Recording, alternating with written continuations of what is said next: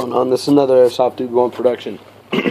Today what I'm going to be doing is going over my current loadout kit and some things that you haven't seen in a while or before at all.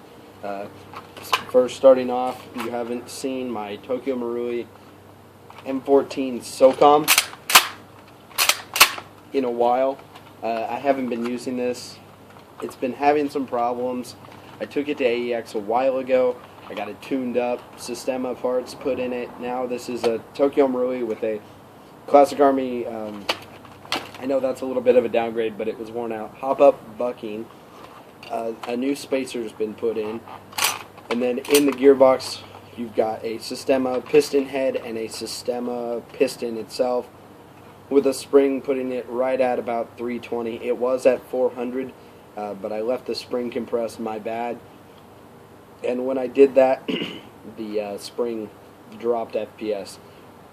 Before anybody comments, please don't comment on the fact that my sling is put on my safety lever. The safety can still be engaged, but it's only on there because I accidentally unscrewed my rear sling mount, which is in the garage.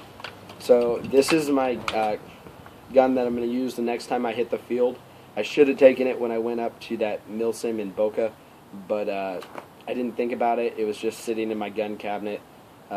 It has really good trigger response. I have a 7.4 LiPo in there, 1,200 milliamp hours. It's a 15C. It's running Tamiya plugs. I want to put it on Dean's. This isn't too much for the gun. Just don't hammer the trigger. So here you go. You can listen.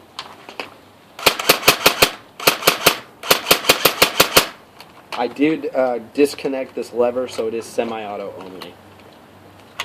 Taking this out of the way, up in my head portion, that's what's new. I have the Sordins or the MSA Sordin replicas by Z Tactical. They're very good headsets. They burn through battery life pretty good. Like, I'd say 2 days of play with them, you're going to want to swap out batteries, which is only 2 AAAs, so it's not that bad, but it is still burning batteries pretty quick. But then you think it is amplifying sound. You don't have to have it turned on for it to work with the radio. You're just going to, the sound's going to be very muffled. Then coming down, I have a Z Tactical Midland style U94 push to talk, or PTT. It works very well, and I have no complaints on it. Then right here, another thing you haven't seen since I did the unboxing video is a Cold Steel GI Tanto. You can see the name on there. It is a real knife. I had this on my plate carrier at up at Boca just because I may have had to cut down trees, and as you saw in the beginning, I did cut down some trees so we could get the truck unstuck. I am just wearing a black t-shirt right now. The next time I hit the field, I'm going to hit the field in a kind of a PMC loadout, kind of like the one I put up previously. Go check that video out. Then moving to the back, I have a 40 mic pouch right here holding Thunderbees. Well, one Thunderbee that's accessible to me and somebody maybe in a stack behind me or to my left. Then right here I just have a magazine kind of eating up that extra space. It doesn't fall out, so not too worried about it. I do have the Midland wires. They're all kind of jumbled up right here. I need to figure out something better to do with this so it's not totally jumbled like this. But the wire goes from my headset down, loops around here, and goes to my PTT.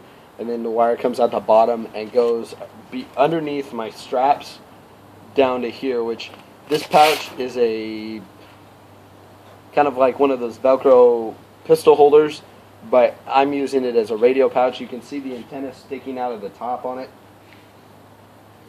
And then I'm running 2 M14 mags, 1 high cap, that's 350 rounds.